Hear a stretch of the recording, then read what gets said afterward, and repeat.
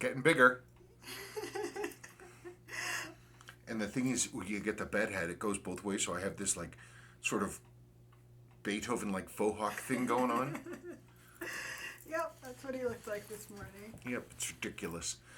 I'm just going to have to give up at a certain point, and as soon as it gets hot enough, I can't have this. It's ridiculous. So I'm going to have to have her shave my head, and I'll just look like a serial killer. I used to do that all the time, and you didn't look like one. Oh, no. Well, you got very good at your haircuts right before we realized that barbers were a thing. Well, we didn't realize it. We remembered it. Yeah, we did remember it. It was one of our frugality measures. Yeah, but then we wanted you to look beautiful. I always look beautiful, but not as beautiful as you. Oh. Uh-oh. Milo's noticed us. Oh, no. So, I guess wrist check? Oh, yes. Wrist check. Sorry, I'm drifting. Look at my hair. Look at that. It's ridiculous. I mean, it wouldn't be bad if this wasn't sticking up, but... Well, here it is. Yep. Friday. Like it or not, here we are. Yes. I have to clean this thing. Yes, you're making the camera jiggle. I am? Yes. Oh, well, anyway, you go first. Okay. Sabrina made an amazing discovery today. What? Tell it. What? I did not know you can independently adjust the hour hand on these things. One click out, and you can change for time zones and everything super quickly. Actually, I had no idea. It was amazing. And me, I am wearing my absolute. I just love this thing. I built this out of parts that I had. I've been reorganizing my drawers and my supplies slowly, and I realized that in several different drawers I had enough parts to build a watch. So this is a Zodiac chronograph. It originally had like a Landeron. I had an earlier Landeron movement in it, but I found in my stuff a Landeron 248, which is actually a beautiful watch. I'm going to insert a little piece about them. Beautiful movement. And I found a handset that worked, and everything's all blued steel, and it's just, I'm so happy with it, and it runs so nicely. Anyway, I'll insert a clip about that Landeron and also the running of this thing. Anyway, so that's all that fun stuff, and just, I can't believe that no one told me that the Landeron 248s were so great. They're such great movements. I mean, the only drawback I can think about them, as I will have said, is that they don't have, as far as I know, they don't have a calendar feature. So they're literally just timekeeping. But so there's more versatility with the Valjus, but these Landerons are no slouches, and for their price point, they're worth picking up. If you say so. Well, it's pretty amazing stuff. Okay. I just wish I had the display case back. Can't you find one for the... I started looking, and you can't really find much of anything. I mean, if I had a real jeweler's lathe and the ability to do like real machining, I could make one, but I don't know how I would go about doing that. I'm not going to start thinking about it right now. Okay. Just like Milo's not going to start thinking about us. Oh no, he's giving us a look. He is giving us that look. And Finney's in here too. Is he? Yeah, he's on the floor. Oh. Okay. No cracking. No crack.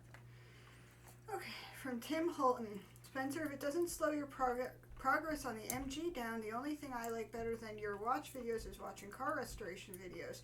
So anything you want to shoot, I'll watch. Sounds fine to me. Here's a teeny tiny little segment of me showing Sabrina what I got in the mail. Okay, so there's the car. I actually was able to physically turn it around. It has 3 of the new rims on it. And it has one of the old rims still on. This is original. This tire's, it's probably from the late 60s. This thing is completely rusted in place. I have tried everything imaginable to get this wheel off. I have to get a big-ass hub puller and try that. That's my next thing. Big hub puller and, frankly, a torch. I'm going to have to heat that up a lot. Getting to the point now, though, or I've stripped out the entire interior. Everything's down to the metal. And so I'm thinking about that. Now it's the trunk lid. I also have this is off, and there's no windshield. Windshield's gone. So the next big step, of course, is this, our Forney Easy Weld. And that's going to be exciting. Do I need to... Never mind.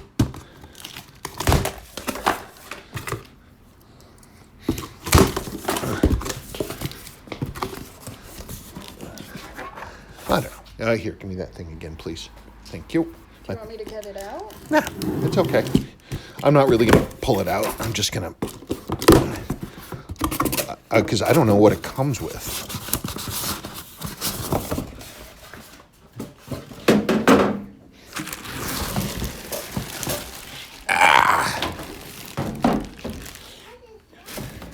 What is that toy, says Sebastian? Yeah. Okay, so it's got its welder and everything. There it is. So that's the welder. I'm going to have to learn how to weld. Daddy, can you see me? Yes, I can see you and I can hear you. Could you let me in? No. Anyway, so I have to clean the back out. This, that's the next thing to go. That's the trunk floor that I need to get out, and I have the new trunk floors over there. That all gets cut out, and everything's going to be better. Hey, what? You're dropping everything. Of course I'm dropping everything on me. Yeah, you can see the rust looks bad, but it's not that bad. It's actually pretty solid. All told, I've seen far worse. I've seen floors that were so rusty it went right into the tunnel. And this is actually, there's spot pinhole rust, but nothing super major. Okay. Anyway, Forney Technologies. I've never taken you to the Forney Transportation Museum, have I? Where is it? It's in Denver. The guy who founded Forney was this, I don't know if he was a lunatic, but he bought every kind of car you can possibly imagine, and he had a giant sort of private museum in Denver. All these amazingly weird cars, but he never restored any of them. And when I went to the museum, it was still in basically a repurposed turn of the century power plant. This huge thing with, When did you go? oh gosh, it would have been in the 80s. But he had all these cars, like 1920s cars, like a Silver Ghost that belonged to the Prince of Oman or something who was assassinated in it. All these crazy, wacky cars in his strange collection of stuff. But he wouldn't heat the place. And so all these cars, these beautiful ancient cars, are all lined up so you can see them. All the tires are flat. Everything is covered in dust. And to save on heating costs, they constructed, using plastic sheeting and like 2x4s, sort of a tunnel that went between all the cars. And so you could look at them, but you couldn't touch them. Okay. Spencer Braithwaite. And about the MG, please make videos and updates. I love seeing them. My family has a 1966 Mustang that needs a lot of work, and you're giving me inspiration and hope that we can make some progress on that soon. I have a cat that looks a bit like Kraken, but he's a squat little runt. He's a funny little jerk, and he keeps life interesting. Thank you for continuing to make these videos. I can't tell you how much I enjoy watching them. They help make quarantine a bit more livable. You're welcome. You're welcome. You're welcome. And yeah, the MG, I've been doing stuff without planning, but now that I've got the welder, and I have the welder, I have the tools to pop rivet, the spot welds out, and I have the new handmade replacement correct floor pan to go in. So I'm running out of excuses to not move ahead. You need to get safety gear. Yeah, I can't do it with just my eyes. Julie Hill. Got me a new Marine Master, the blue version SLA 023J. I thought, what the hell, who knows what tomorrow will bring. What a watch. For a 44mm behemoth, it wears so well. I think that this is down to the perfect proportions of the dial face, bezel, and case design.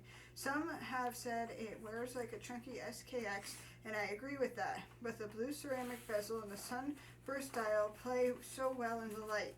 Gorgeous metal date wheel. Beautiful Ceratsu polished case. MEMS microelectrical mechanical systems technology found in a Grand Seiko, and yet apparently will prevent as much wear on the 8L35 movement. This watch is a masterpiece. Best Marine Master yet. Quite possibly, it, in regards to the up-and-coming Willard reissue, looks like a hybrid, more SRP 777 in case shape. It's a no from me. The 6105-8110 is the original and is still the best. Yeah, well, you got a couple things going on there. The new, I'm not aware of what that MEMS technology is, microelectric mechanical. I don't know what that is. I know Seiko does a lot of stuff with really crazy high-end ion coatings for hardness stuff. It never occurred to me that they might use that inside, but I don't know what that is. It's interesting. As for the new Willard, it's Seiko just seems these days they keep reskinning these different watches. They just have different outsides of them. The one I'm looking forward to, the Seiko reissue I am looking forward to, which is supposedly coming in July, is the SPB 149. It is I don't know if it's limited edition or not. It's yet another take on the 62 MAS, but it's got that new style gabled handset, and it looks pretty sweet. That's the one I'm looking for. BRS. Do you think Seiko will ever release a reasonably sized spring drive diver? A nice diver, maybe one that looks a little vintage with a spring drive movement, and size 38 to 41 would be amazing. Wouldn't that be great? Wouldn't that be nice? I mean, I've never shown you some of the spring drives. Like there was some of this Ananta chronographs, and they're kind of like my SUN 019, or like that reissue grandfather tuna we saw. They're just ever so slightly behemouthy. Okay. They're just too big. What? We're both sleepy. Yeah. There's a woodpecker outside the window. Well, no, he was up on top of the roof on the exhaust vent coming out of the attic. So he's whacking at the wood on the base of it, and so connected to the wooden base is a giant metal tube, which it's loud. Yes. So I went out on the deck in my altogether to try to look at the top of the house at 6 a.m, and the bird flew away. Okay, second question is, what do you think of the Seiko SBWA 001? It was first publicly released spring drive watch, and I think they are hardly talked about. They definitely resemble the time period, but I think they are cool. Maybe I should have waited to get a hold of one before posting this. Great video, thanks again. I usually listen to these at work, and it helps keep the current events off my mind. Stay safe and see you next week. Let me insert a picture because it's an interesting piece which I've never heard of. All right, we dug up a picture. It is. It is? Yeah, it is. Wow. There it is. So it's a spring drive, but it's small. It's 38 or 39 millimeters. Well, that's nice. It is nice. The bracelet and that has that half melted look that was very much in at that time. I've never seen or heard of one. They are loomed. I see little loom strips in the hands.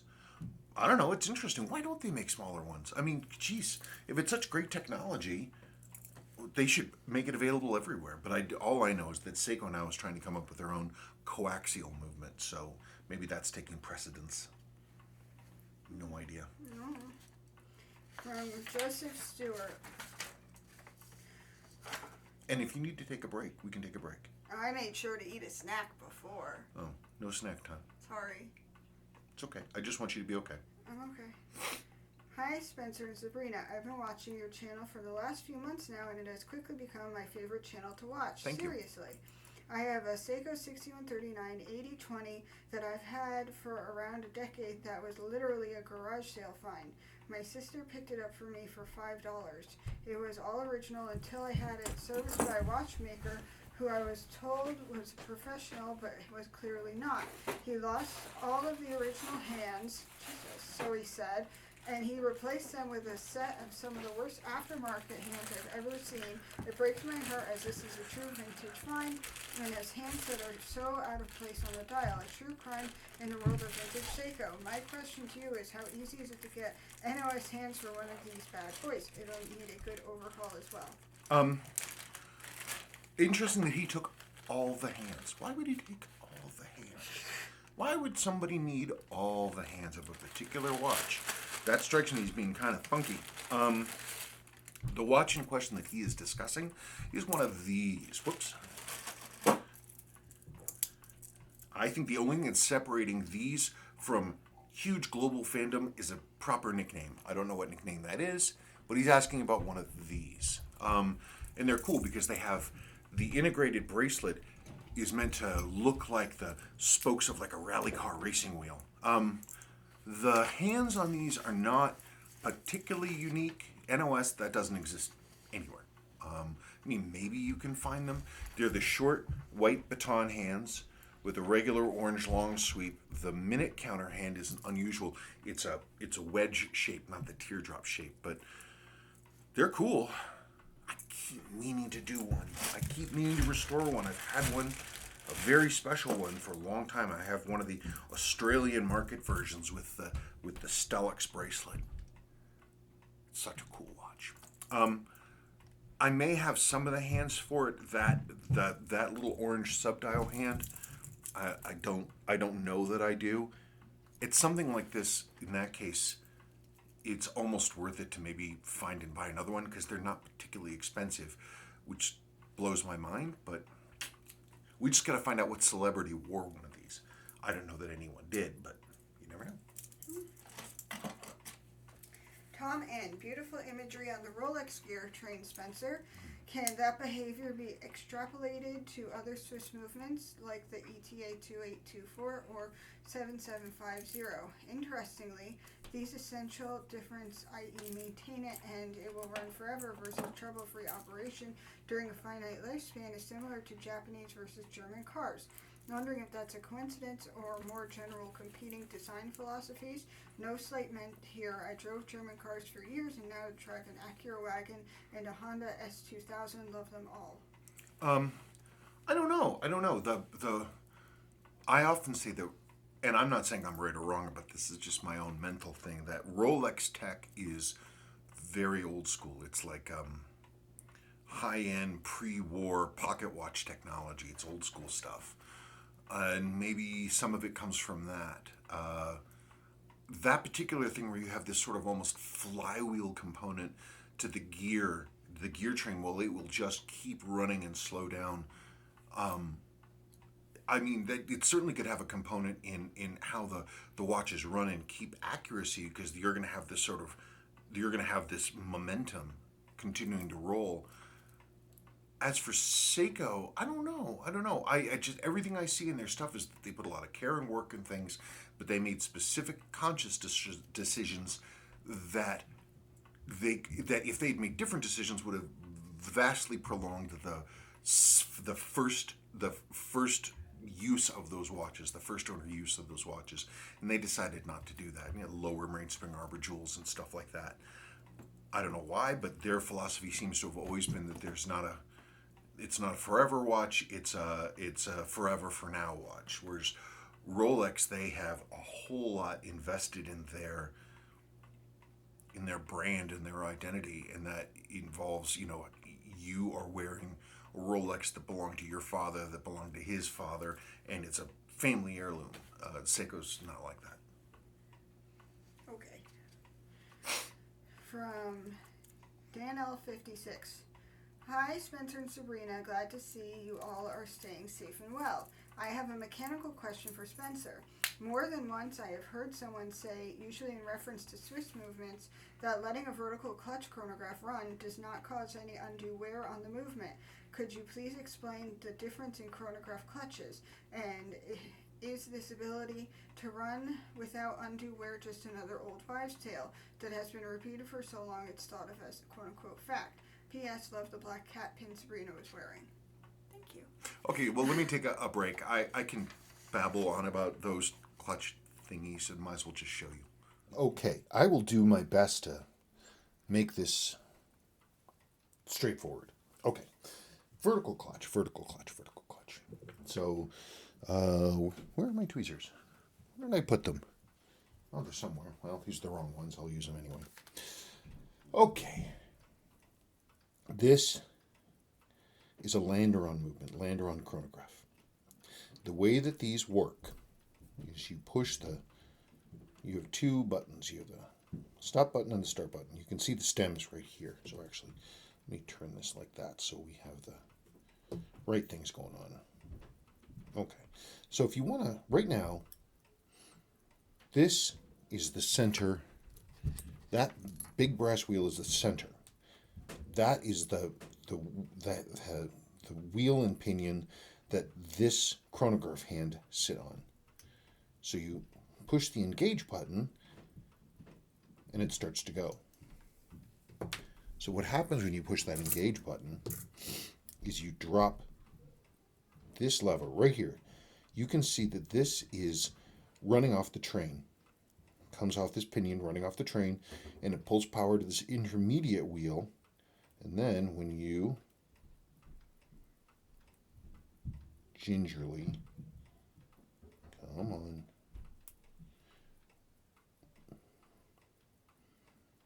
now that's supposed to be, I haven't serviced this movement there. Anyway, but when that drops in like this, it's supposed to be pulling. This movement has no power in it, is the thing. It's not wound. So what happens is this comes in and then it transfers power to here.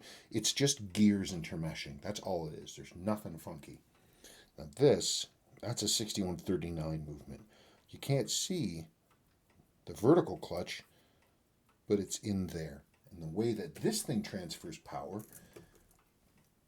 rather than having a second gear that is going and grabbing power from the train, this is all integrated. So what happens is that you have the train, and the fourth wheel of the train is here built into this little diddly, which is a clutch. So there are actual clutch plates in there, right inside there. And as you actuate the levers to open and close, you engage or disengage the clutch depending. I'm trying to think. Hang on just 1 second. Oh, these are all complete movements. Anyway, so that's the difference. Whether you can run one indefinitely, running or stopped, it's kind of doesn't make that huge of a difference. I personally believe that if the chronograph is running, it's wearing less. And part of that is because this chronograph wheel, when it's running, one, the clutch is not being stressed, but two, it is riding in jewels. It's riding in a jewel here, it's riding in a jewel in the center wheel. Whoa. It's riding in a jewel in the center wheel, and it's riding in a jewel on the top in the chronograph bridge. So everything's in jewels, which makes it better. Anyway, so it goes back to my idea that a Seiko 6139 chronograph is basically a chronograph all the time that has the possibility to be just a timekeeper, but you have to basically take the chronograph out of the equation. You have to remove the chronograph. Its design is chronograph first versus a Swiss watch like this, which is a timekeeper that has the ability to add a chronograph to it by dropping a wheel on to suck power out. Here you have to remove a process. Anyway, that's my thinking on it. What's with the goofy look? I'm just so tired and ridiculous looking. I mean, I look like Heat Miser. Huh? She doesn't know who Heat Miser is. Well, It was a Christmas cartoon, one of those stop motion things. okay. Rudolph the Red-Nosed Heat Miser and Coleman. I'm Mr. Heat Miser. I'm Mr. 101. Will you stop? You're embarrassing me in front of all the people. One of those 50s, 60s holiday special stop motion. No, I don't think I've seen it. Anyway, they have like Lucky Troll doll kind of hair. Is that what you're aiming for? No. I'm not aiming for anything. My hair's aiming for stuff. From Randy Allen, I must ask, what is the story of your new truck? Who makes 30K mile transmissions? Well, I don't know, man. GMC, we went and bought that GMC specifically because they have, like, basically the highest possible rating for That period of truck. for that being a truck, for having, continued service and all this other kind of stuff. it just started hard shifting out of the blue, and I thought it was my imagination. And we were driving around. It's like you pull. I was like, "What's going on? We're gonna crash." You're imagine you're waiting for the left turn arrow, right? And so you're just sitting there, car, and so the light turns green. You take your foot off the brake, and the vehicles start moving forward. And you touch the gas, it should smoothly go. I took my foot off the brake, and the truck was just sitting there idling, like it's in park, flat, not doing anything. I start touching the gas, and it goes wham, and it jerks into gear, and it did that a few times. They had to. It took them 3 weeks. 3 weeks to go through that, basically, and the guy more or less said, you more or less got a new transmission. I don't know how in the world does a control module and the thingy fail on a 30,000 mile truck that has been meticulously maintained. It makes me nervous. They had it for 3 weeks, and they didn't vacuum the interior. They didn't even wash it, and they told me that they washed it, and they didn't even wash it. And they had my truck for 3 weeks, and we didn't take a loaner car. Yep. So shame on you, Markley Motors. Yep. I like your black cat. That reminds me, a few mornings ago, I was sitting by my front window watching folks walk by and letting the cool morning air in, and out of the corner of my eye, I saw movement just below the window. I could have leaned forward and reached out of the window. Turned my head to see a young bobcat walking along the side of the house about 3 feet away. We startled each other, and he took a hop forward and then continued to walk on. Bobcats are so cool. There are several in the neighborhood, but they are good at keeping to themselves, unlike those shrieking coyotes. You know how cats are. Probably the most exciting thing that happened last week. Take care. I love the videos of like random wild animals ending up places. Well, cougars are one thing. Bobcats though, they're pretty small, aren't they? Yeah. What do they do? What do they hunt? I don't know. I've only seen one once. Really? Mm-hmm. Cougars. Yeah, they're walking around here. Yeah, cougars, that's a different piece of... How can they can jump 18 feet high? Yeah, something like that. Like... Oh, it's Sadie. Sadie's gardening. She's gardening. She's weeding. She had all of this huge gigantic juniper bush completely blocking... I told them about that. Well, whatever. It's important, and they need to know about it. So we cut it out. It's all gone, whatever. And so now she's trying to make the area in front of her window a garden. Yes. It's better than having her play Apex all day and look at TikTok when she's not playing Apex. Inabit19. Hi, SNS. Thanks for another informative and entertaining mail call. It's great that these mail calls have evolved to have structure, starting with some home front news and wrist checks, then on to the questions. Suggest you in each mail call with, and so it goes. I could. The thing about Vonnegut, and I'm not going to go nuts about this, I like Vonnegut a lot. Obviously, I grew up reading Vonnegut and all this other kind of stuff. My one thing with Vonnegut that's always kind of bugged me, and the reason that I don't continue to read him, is his just bottomless cynicism. And I think there's reason for it, of course, in his PTSD and his war experiences, but that's the one thing about it, is that this whole idea, too, that there, in his stories, that there is no free will and everybody's basically just an organic robot. And it's like, yeah, at a certain point, I want to be more cheerful. So it does better than, and so it goes. What? Better. Are you thinking about Westworld? Personal conversation. Okay. We're jamming. I hate when you make me laugh too much. I love in-jokes. As Michael Scott says, someday I hope to be part of one. From Animal Kisser, is this exchangeable with the 6309? He was talking about a Danny 7019. It was Diney. Diney 7019. No, not really. Though I have found that between Diney and Sua, you can swap 5126 family movements into 6000 series cases and vice versa. But you have to change the stem. But I've managed to make that happen.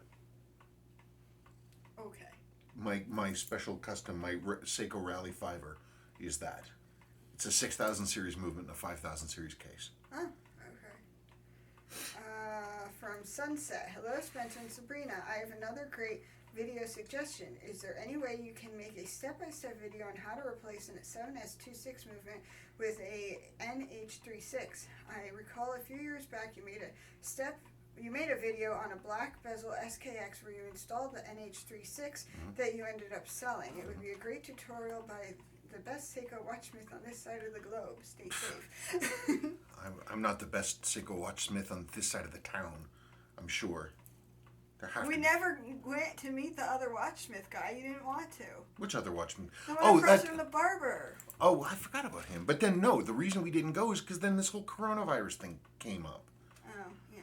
And then, of course, well, there's that pocket watch guy that's on the other side of town, too. Where?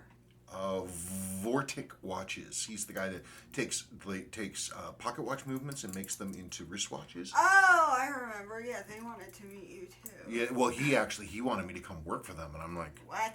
I have years and years of work built up, and I'm not going to be anybody's. I'm never going to, God willing, I'm never going to have a boss again. Sure you do.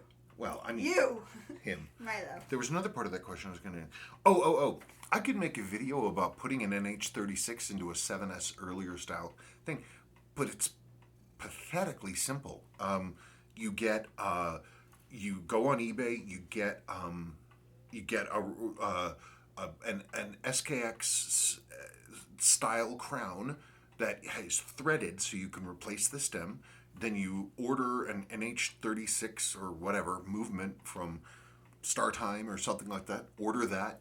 You get it in. It comes with the stem. So you screw the stem into the crown. You take everything from the 7S movement, dial and hands, take those off, put them on the NH movement, put it into the watch, have the new threaded crown, put that in, see how much you need to trim off the stem, and very slowly, stage by stage, trim that off until it seats nicely, and then you're That's done. not easy to everybody. It's like 3 steps. So what? What do you Look mean? at how I'm learning how to sew, and I've watched like 20 videos, and I'm like, I still don't understand what I'm going to end up doing. So, don't assume everybody knows what you're talking about. Buy crown, buy movement, resize stem to crown. After transferring everything over, done. How do you resize it? Well, you just have to snap it off to the right thing. Make sure you don't snap it off too short. And then I do final adjustments on the size with a small grinding stone on a Dremel. I don't know, and then you just sort of spin it to get it down so you don't have any burrs on the edge. And Bob's your uncle. No, he's my stepfather. Oh yeah, that's true. And he's my brother-in-law. No, father-in-law. No, that. Oh, the other Bob. Yeah, never mind. I'm not going to get into it. Not my brother-in-law. I mean, I guess I can do a video on it. I feel like I'd be wasting your time because it's so But somebody simple. asked. I know. Not everybody can understand when someone's like, what? I'm just thinking about a project I could do. I have almost everything where I could build. I have all the parts necessary. I could build a super 007 with a 6R15 movement. All these parts sitting around. It's just a matter of the time. Getting the time. Well, we have garden boxes to fill. I ordered garden boxes, and like locally made ones from a guy on Facebook Marketplace. Yeah, and raised beds, and I measured so wrong. Like, I don't even understand what happened. 5 feet by 12 feet. That was the measurement. So I'm not insane. No. Then how big did they make it? I don't. Large. They made it gigantic. I was like, holy crap. We sat down there. We measured it together. Okay, so I'm not No, insane. you had me double check. I was holding the tape. Yes. With you, 5 feet by 12 feet. Well, then we need to measure that box and see if it's actually 5 feet by 12 feet. And we're just stupid. But anyway, I have a giant garden box and I need dirt. He also said you can use cinder blocks instead of buckets.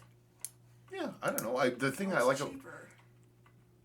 I don't know how much cinder blocks go for. Normally, they are sold by the pallet. He told us that we can fit, because instead of filling it all the way with dirt, which would be really expensive. This thing's about like hip high. Yeah. And it's big. To fill the whole thing would be a lot of dirt. Yeah, it'd be like 2 or 3 truckloads of dirt. And he said to put down 5-gallon buckets, like the kind you can get from the hardware store, and then put cardboard on top of it, and then put the dirt on it. Or you can use cinder blocks. I don't. Well, you see, what he's talking about putting down cardboard and then putting soil on top of that, that doesn't make any sense to me because the cardboard will just collapse. Yes.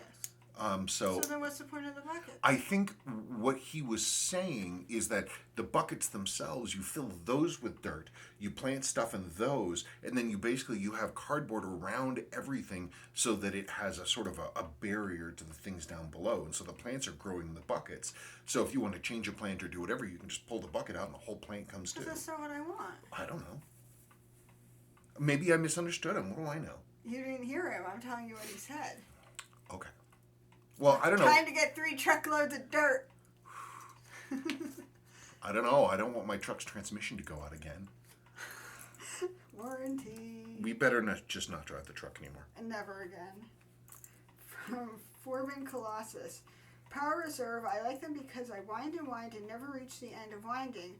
On a Patty Turtle with 4R36, a Power Reserve meter would tell me when I'm near the end. As it is now, I'm afraid I'm overwinding after 20 or so full winds. How many revolutions does it take to full wind such a watch like an SRPA21J1? I don't know. To let down a mainspring, you have a big screwdriver and you count the number of turns as you release it from full wind. That's about 5.5 full turns. But those things, they have a sliding bridle. The mainspring, when you get tight enough, the mainspring just is turning because it compresses all the way, and then you have this bridle that grips the inside of the barrel, and it just slides, and it's lubricated. You sit there, and I don't suggest, watching, a rebroadcast of everything the ALCS from 2004 and just sit the whole time sitting there winding. Don't do that, but you're not going to hurt it by turning it 30 times. Doesn't matter. Ella Bay Forever. Splendid work, Spencer. Looks can deceive, but at the end of the day, you got it sorted. Oh, talking about, I did this multi-watch shop for this gentleman. He had a beautiful 7548. I can go get it, but I was, I started the video and I was like, this thing looks great. I mean, the loom is nice and white and everything's good, and the case is beautiful polish on it. And I opened it up and it had suffered a massive battery leak. Massive battery leak, and yet was somehow still running. But there was acid everywhere. Acid had eaten right through the edge of the date wheel, eaten right through the aluminum. But it was running. I still can't believe it. And I finished it up and bolted it back together and dialed it into a couple hundredths of a thousandth accuracy. And it's running right now. It's mind-blowing. I was waiting for you to stop talking so I could hear.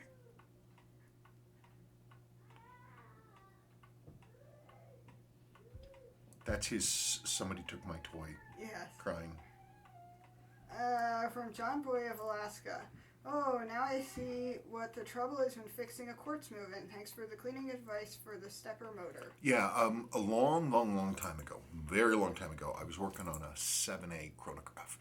And I couldn't get one of the registers just wouldn't work. It would you could see it fluttering, and I had gone through the movement in the way that I had done 10 years ago when I wasn't really being as thorough as I knew I needed to be. And I'm like, why in the hell won't this train? And the train, I couldn't even physically turn the train, it was jacked up. So I was like, okay. So I went in there, and the watch had previously gotten water inside, so it had. Those things, they'll rust like maniacs. Like the clicker levers and stuff like that, they rust badly. And so this had rusted badly. What I didn't know is that rust is still magnetic. And so a lot of these chunks of rust had migrated to one of the 4 stepper motors and had just lodged it in place. And I took it apart, and the thing looked like an extremely small, rusty, chunky thing. It looked like a rock of rust. That was about that big. So I used the Rotoco and I got all that stuff off because it's magnetic. You can't just pull it off because you're not going to get everything. And then it was fine. And ever since then I realized that there's no excuse. There's no avoiding doing the whole job. You just got to do it. Oh, she has a shovel. Yes. Have you ever bought new Rotoco? Yeah, I just opened up a new one right now. Oh, okay. So No, Why is she gardening with a purse on and in jeans? She's in jeans, not leggings. I don't know whatever these girls wear. Who knows? I don't know why she has her purse on because it's not like she has her phone listening to music. I don't know. Carlos Chavez. Hello, Spencer and Sabrina. A couple of questions for Friday. Knowing that your specialty is Seiko, would you ever consider servicing Rolex? I service Rolexes for us. The problem I is wouldn't do it. the problem is the value is really, really high, and you're on the hook for that if something goes wrong.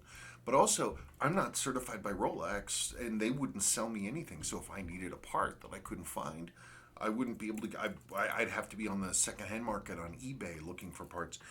But for me, it's just like I don't want to. I don't want to be responsible for somebody's $14,000 Rolex. I just don't. I'll do it for us, but that's it. Milo just farted on me. Wonderful. God, we have a litter box out in the garage, and he went out there the other day and he destroyed the litter box, and it was so bad. The door to the garage was open a crack, and this entire room smelled awful. I don't think people care. What are you eating? I think he's eating mice. Yuck. Okay. Okay. What are your thoughts on the Seiko 4R35 movement? I don't know. I've discussed it a lot. It's an upgraded version of the old 7000 series. It's basically a 7019 that they took and went through the 7S26 iteration, but they added hand winding and hacking. They're good movements from a tech perspective. If they're lubricated correctly and in good shape, they run fine. They tend to be they tend to have intermittent QC issues where you will have amplitude drops and all kinds of other stuff. I've never seen anything conclusive that this is a design thing, though they always seem to have problems with their balances. I don't know. It's just one of those things. If Orient can make an amazing watch that runs beautifully, and Seiko could, but doesn't, it strikes me that Seiko just doesn't care enough to. And last one would be, once you perfect the solution, what will you name it?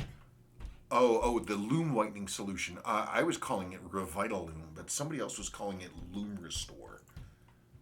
I don't know. I'm still not there yet, actually. I kind of put it on the back burner because I was doing this big, gigantic 4-watch job, and so I haven't really been thinking about it, but I'll get back to it. I was thinking Revitaloom. The wristwatch experience. Awesome dial, even the sub-dial edges looked clean. Oh, yeah. Well, I mean, under magnification, he's talking about this watch. This unbelievable, beautifully 6139. There are itty-bitty, tiny little discolorations right around that edge, but that's it. I've seen better dials a few times, but only a few times. It's a heck of a watch. Heck of a watch. Hey, it matches your outfit. I mean, it would be complimentary to your outfit. Lester loves watches.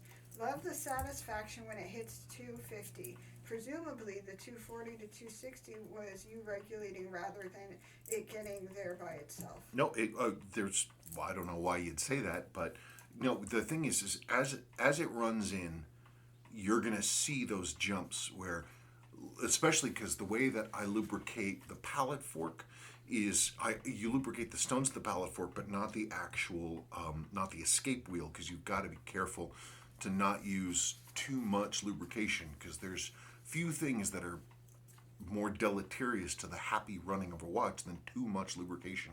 So you have to wait for all that lubrication to get where it needs to go on the stones and on all the teeth, and at a certain point you're gonna hit a point where it's lubricated more thoroughly, and you're going to see these big jumps in amplitude just like that. I wasn't touching that watch. I was sitting there watching it just like you. I was just sitting there watching it, watching the numbers, digga, digga, digga, digga, digga, and then it went kaboom, and there we are. Yeah, there's no regulation in the world that I'm aware of that will give you big jumps in amplitude. The only one that I can think of is if you have a hairspring that is out of plane that's not correct. And when you correct that, you can get big jumps in amplitude, but that's not something that I'd be fooling around with a camera running. From Nacho Valenti. Yes, Spencer, that's a good question. Why don't people clean their watches? It seems to me that it costs very little to do it once in a while, as long as you are careful with your things, and some people, obviously it's not. Thanks for sharing. These old guys in the 60s and the 70s, they just beat their watches to death. It's wild. I don't know why. I've seen it again and again and again. There was one watch. There was a guy who had a 6138 Yachtsman, and he had bought it when he was on an aircraft carrier. This is a different one. And he had been wearing it when he was tasked with helping to grease grease the anchor chain, I believe. And so the watch had been completely packed with this almost like cosmoline grease. It was wild.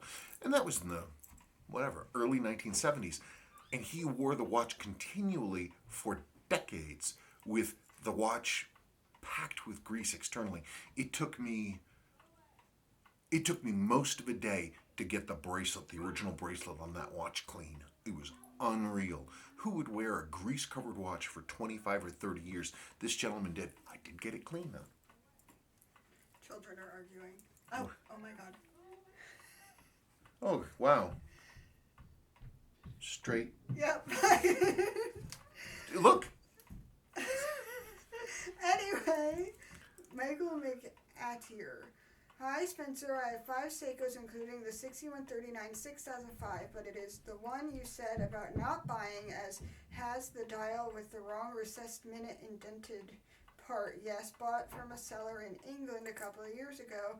Scott's being shafted by the English again. I am one of your avid watchers every week. Keep up the good work, Spencer. Cheers, Michael from Glasgow. Well, I'm sorry to hear about your watch experience, but I mean, I guess we don't. You have complained about buying watches from England before.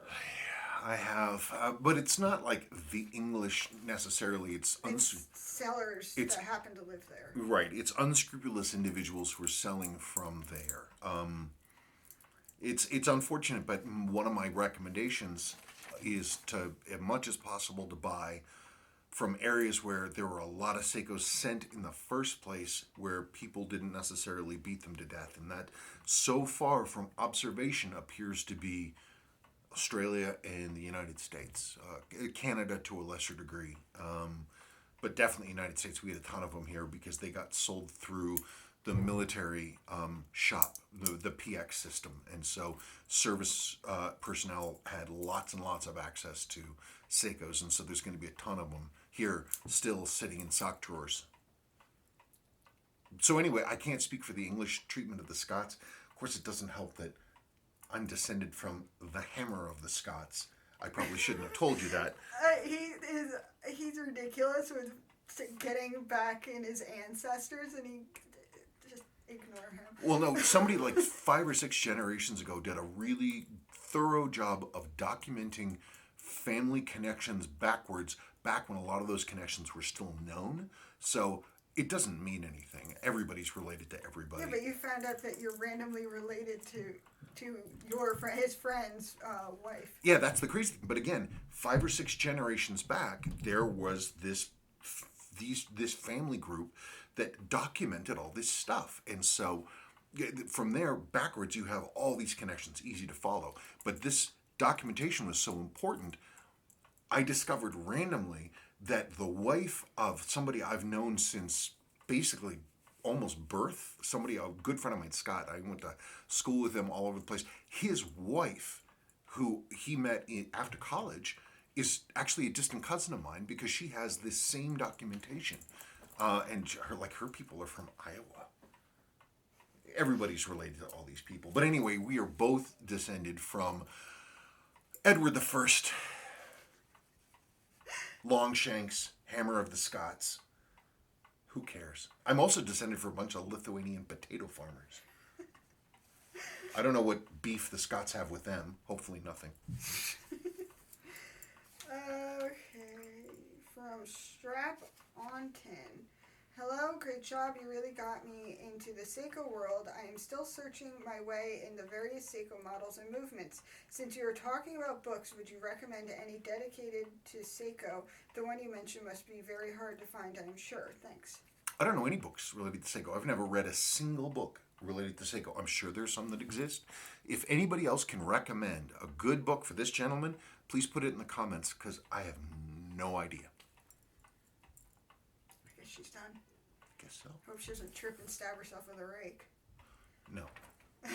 Wham! I'm half kidding. She's very klutzy. Okay, Michael Sands, another fantastic tech video.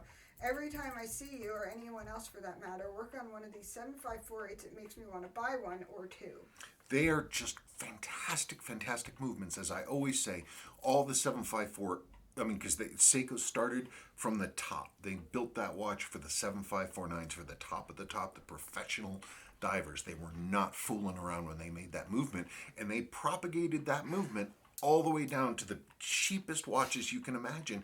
So you'll have watches you can buy on eBay right now for like $10 or $15 that have a movement that was designed for Seiko's top of the line watches. They're just, with the variable trimmer, you can dial them in so tight. It's so awesome. I think that's really about it. Milo's an old cat, and that's why he's so smelly. I just don't want him to think there's something wrong with him. What are you doing? Scratching his head. All right, folks, that's it. Have a good Bye. Friday. Friday. Good Friday. Oh yeah, pizza day. Bye.